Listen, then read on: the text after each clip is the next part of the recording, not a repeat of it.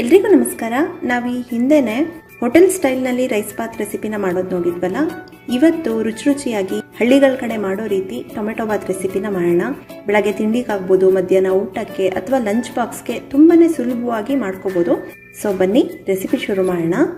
ನಾನಿಲ್ಲಿ 2 ಗ್ಲಾಸಷ್ಟು ಸೋನಾ ಮಸೂರಿ ರೈಸ್ನ ತೊಗೊಂಡಿದ್ದೀನಿ. ಮನೇಲಿ ಊಟಕ್ಕೆ ಬಳಸೋ ಅಂತ ಯಾವುದೇ ಅಕ್ಕಿನಲ್ಲಾದರೂ ಮಾಡ್ಕೋಬೋದು.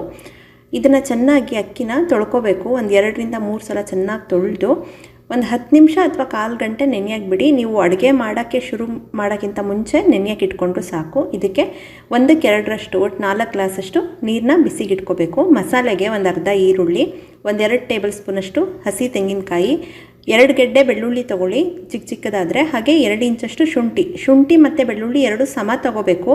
ಕರಿಗೆಲ್ಲ ಸ್ವಲ್ಪ ಕಡಿಮೆ ಹಾಕ್ತೀವಲ್ಲ, ಇದರಲ್ಲಿ ಹಂಗೆ ಮಾಡಬೇಡಿ. ಹಾಗೆ ಚಕ್ಕೆ 1-2 ಇಂಚು, 2 ರಿಂದ 3 ಲವಂಗ, ಒಂದು ಅರ್ಧ ಟೀ ಸ್ಪೂನಷ್ಟು ಕಾಳುಮೆಣಸು ತೊಗೊಂಡಿದ್ದೀನಿ. ಇದನ್ನೆಲ್ಲ ಮಿಕ್ಸಿ ಜಾರ್ಗೆ ಹಾಕೋಬೇಕು.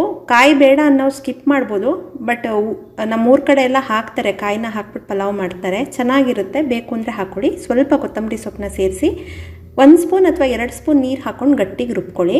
ನೆಕ್ಸ್ಟ್ ಒಂದು ಕುಕ್ಕರ್ನಲ್ಲಿ 5 ರಿಂದ 6 ಟೇಬಲ್ ಸ್ಪೂನಷ್ಟು ಎಣ್ಣೆ ಬಿಸಿ ಮಾಡ್ಕೊತಾ ಇದ್ದೀನಿ. 1 ಪಾವ್ ಅಕ್ಕಿಗೆ 3 ಟೇಬಲ್ ಸ್ಪೂನ್ ಎಣ್ಣೆ ಬೇಕು, ಮಿನಿಮಮ್ ಅಂದರೂ ಅಷ್ಟು ಬೇಕು.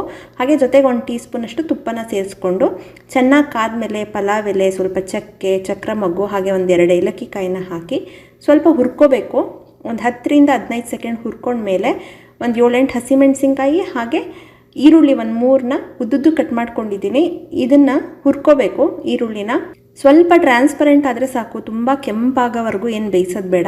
ಈ ಬಾತ್ಗೆ ನೋಡಿ, ಈ ಥರ ಲೈಟಾಗಿ ಟ್ರಾನ್ಸ್ಪರೆಂಟ್ ಆದರೆ ಸಾಕು, ತುಂಬ ಕೆಂಪಗೆ ಏನು ಮಾಡೋಕ್ಕೆ ಹೋಗಬೇಡಿ. ಇದಕ್ಕೆ ಒಂದು 5 ರಿಂದ 6 ಮೀಡಿಯಮ್ ಸೈಜ್ದು ಟೊಮೆಟೊ ತೊಗೊಂಡಿದ್ದೀನಿ. ಹುಳಿ ಟೊಮೆಟೊ ಹಾಕ್ಕೊಂಡಿದ್ದೀನಿ. ಟೊಮೆಟೊ ಹಾಕಿದ್ಮೇಲೆ ಉಪ್ಪು ಅರಿಶಿನ ಆಗಲಿ ಏನೂ ಹಾಕಬೇಡಿ. ಉಪ್ಪು ಹಾಕಿದ್ರೆ ನೀರು ಬಿಟ್ಕೊಂಡ್ಬಿಡುತ್ತೆ, ಟೇಸ್ಟ್ ಚೆನ್ನಾಗಿರಲ್ಲ. ನಾವು ಕರಿ ಮಾಡುವಾಗ ಎಲ್ಲ ಹಾಕೋಬೋದು, ಬಟ್ ಇವಾಗ ಟೊಮೆಟೊ ಬೇಯೋವರೆಗೂ ಹಿಂಗೇ ಹುರ್ಕೋಬೇಕು. ಎಣ್ಣೆನಲ್ಲೇ ಚೆನ್ನಾಗಿ ಹುರ್ಕೊಳ್ಳಿ. ಉಪ್ಪಾಗಲಿ ಅರಿಶಿನ ಆಗಲಿ ಏನೂ ಹಾಕಕ್ಕೆ ಹೋಗಬೇಡಿ. ನಾನಿಲ್ಲಿ ಹುಳಿ ಟೊಮೆಟೊ ತೊಗೊಂಡಿದ್ದೀನಿ. ಸ್ವೀಟ್ ಟೊಮೆಟೊ ತೊಗೊಂಡ್ರೆ ಸ್ವಲ್ಪ ಲೆಮನ್ ಆ್ಯಡ್ ಮಾಡಬೇಕಾಗುತ್ತೆ, ನಿಂಬೆಹಣ್ಣಿನ ರಸ ಸ್ವಲ್ಪ ಆ್ಯಡ್ ಮಾಡ್ಕೋಬೇಕಾಗುತ್ತೆ. ನೋಡಿ, ಈ ಥರ ಎಣ್ಣೆ ಎಲ್ಲ ಸುತ್ತ ಬಿಡೋವರೆಗೂ ಹಾಗೆ ಹುರ್ಕೋಬೇಕು. ಏನು ಉಪ್ಪು ಅರಿಶಿನ ಹಾಕ್ದಂಗೆ ಹುರ್ಕೊಳ್ಳಿ. ಇವಾಗ ಇದಕ್ಕೆ ರುಬ್ಬಿರೋ ಮಸಾಲ ಹಾಕೋತಾ ಇದ್ದೀನಿ. ನೋಡಿ, ಚಟ್ನಿ ಹದಕ್ಕಿದೆ.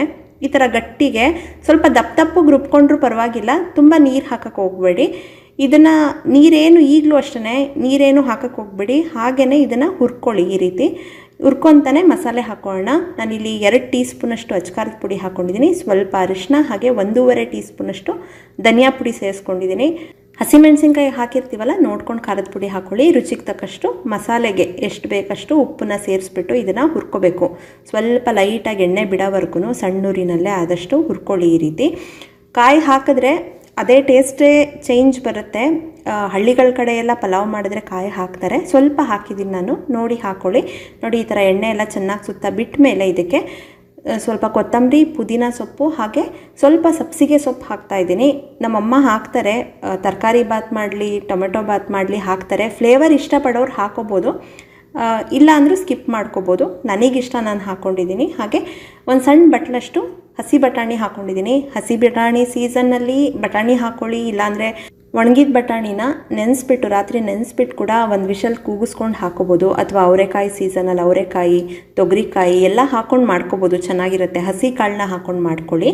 ಒಂದು ಅರ್ಧ ಬಟ್ಲಷ್ಟು ಹಾಕ್ಕೊಂಡು ಸಾಕು. ಇದನ್ನೆಲ್ಲ ಹುರ್ಕೊಂಡು ಮೇಲೆ ಇದಕ್ಕೆ ಕಾಯಿಸಿಟ್ಕೊಂಡಿರ್ತೀವಲ್ಲ ನೀರು, ಅದನ್ನು ಹಾಕೋತಾ ಇದ್ದೀನಿ. 1 ಗ್ಲಾಸ್ ಅಕ್ಕಿಗೆ 2 ಗ್ಲಾಸಷ್ಟು ನೀರನ್ನ ಸೇರಿಸ್ಕೊಂಡಿದ್ದೀನಿ. ಇಷ್ಟು ಬೇಕು. ತೀರಾ ಕಾಳಿದ್ರೂ ತಿನ್ನೋಕ್ಕಾಗಲ್ಲ, ವಯಸ್ಸಾದವರೆಲ್ಲ ಇದ್ದರೆ ಮೃದುವಾಗಿರಬೇಕು. ಇದಕ್ಕೆ ರುಚಿಗೆ ತಕ್ಕಷ್ಟು ಉಪ್ಪು ಹಾಕ್ಕೊಳ್ಳಿ. ಮಸಾಲೆಗೆ ಹಾಕಿರ್ತೀವಲ್ಲ, ಅನ್ನಕ್ಕೆ ಎಷ್ಟು ಬೇಕು ನೋಡ್ಕೊಂಡು ಹಾಕ್ಕೊಂಡು ಇದು ಕುದಿ ಬರಬೇಕು.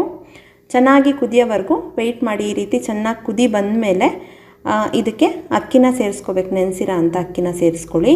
ಈ ರೀತಿ ಚೆನ್ನಾಗಿ ಮಿಕ್ಸ್ ಮಾಡಿಬಿಟ್ಟು ಸ್ವಲ್ಪ ರುಚಿ ನೋಡಿ. ಹೊಸದಾಗಿ ಅಡುಗೆ ಮಾಡೋರು ಕರೆಕ್ಟಾಗಿದೆ, ಇನ್ನೊಂಚೂರು ಉಪ್ಪಾಗಿದೆ ಅಂತ ಅನ್ನಿಸ್ಬೇಕು. ಅಕ್ಕಿ ಹಾಕಿದ್ಮೇಲೆ ಅದು ಕರೆಕ್ಟ್ ಆಗುತ್ತೆ. ಸಪ್ಪೆ ಅನಿಸಿದ್ರೆ ನೀವು ಸ್ವಲ್ಪ ಉಪ್ಪನ್ನ ಸೇರಿಸ್ಕೋಬೋದು. ಹಾಗೆ ನೆನೆಸಿರೋ ಅಕ್ಕಿನ ಈ ಥರ ಹಾಕೋತಾ ಇದ್ದೀನಿ.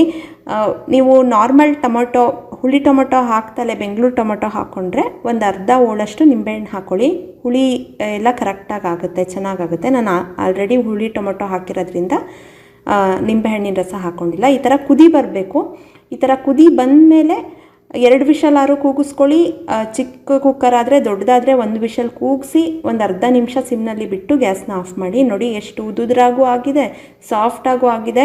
ಯಾರು ಬೇಕಿದ್ರೂ ಊಟ ಮಾಡ್ಬೋದು, ವಯಸ್ಸಾದವರು ಊಟ ಮಾಡ್ಬೋದು, ಮಕ್ಕಳು ಊಟ ಮಾಡ್ಬೋದು. ತುಂಬ ಕಾಳಿದ್ರೂ ತಿನ್ನೋಕ್ಕಾಗಲ್ಲ. ನೋಡಿ ಉದುದ್ರಾಗೆ ಇದೆ, ಸಾಫ್ಟು ಇದೆ, ಚೆನ್ನಾಗಾಗುತ್ತೆ. ಮಸಾಲೆ ಕೂಡ ಒಂದು ಕಡೆ ಬರೀ ರೈಸು ಒಂದು ಕಡೆ ಮಸಾಲೆ ಅಂತ ಇಲ್ಲ ನೋಡಿ, ಎಲ್ಲ ಹೊಂದ್ಕೊಂಡಿದೆ. ಬೆಳಗ್ಗೆ ತಿಂಡಿಗೆ, ಮಧ್ಯಾಹ್ನ ಊಟಕ್ಕೆ, ಹಬ್ಬಗಳಲ್ಲಿ ಅಥವಾ ಲಂಚ್ ಬಾಕ್ಸು ಕೂಡ ಮಾಡ್ಕೊಂಡು ಹೋಗ್ಬೋದು. ರುಚಿ ತುಂಬಾ ಚೆನ್ನಾಗಿರುತ್ತೆ. ಸಾಮಾನ್ಯವಾಗಿ ನಾನು ತರಕಾರಿ ಪಲಾವ್ಗಾದರೆ ಮೊಸರುಳ್ಳಿಗೆ ಸರ್ವ್ ಮಾಡ್ತೀನಿ. ಈ ಟೊಮೆಟೊ ಬಾತ್ಗಾದರೆ ಕಾಯಿ ಚಟ್ನಿ ಸರ್ವ್ ಮಾಡ್ತೀನಿ. ಕಾಯಿ ಚಟ್ನಿ ಅಂದರೆ ಕಡಲೆಕಾಯಾರೋ ಹಾಕ್ಕೊಂಡು ಮಾಡ್ಕೊಬೋದು. ನಾನು ಸಾಮಾನ್ಯವಾಗಿ ಈರುಳ್ಳಿ ಟೊಮೆಟೊ ಎಲ್ಲ ಹಾಕಿ ಕಾಯಿ ಚಟ್ನಿ ಮಾಡ್ತೀನಿ. ತುಂಬಾ ಚೆನ್ನಾಗಿರುತ್ತೆ ಈ ಕಾಂಬಿನೇಷನ್. ಖಂಡಿತ ಒಂದ್ಸಲ ಈ ಚಟ್ನಿ ಜೊತೆ ಟ್ರೈ ಮಾಡಿ ನೋಡಿ, ರುಚಿ ಮಾತ್ರ ಸೂಪರಾಗಿರುತ್ತೆ. ನಂಗೆ ಸಖತ್ ಇಷ್ಟ. ಈ ಟೊಮೆಟೊ ಬಾತ್ ರೆಸಿಪಿ ನಿಮ್ಮೆಲ್ರಿಗೂ ಇಷ್ಟ ಆಯ್ತಲ್ಲ? ಇಷ್ಟ ಆದರೆ ಲೈಕ್ ಮಾಡಿ, ಶೇರ್ ಮಾಡಿ. ಮತ್ತಷ್ಟು ಈಸಿ ರೆಸಿಪೀಸ್ಗಾಗಿ ವೈಷ್ಣವಿ ಚಾನಲ್ಗೆ ಸಬ್ಸ್ಕ್ರೈಬ್ ಆಗೋದು ಮರಿಬೇಡಿ. Thank you.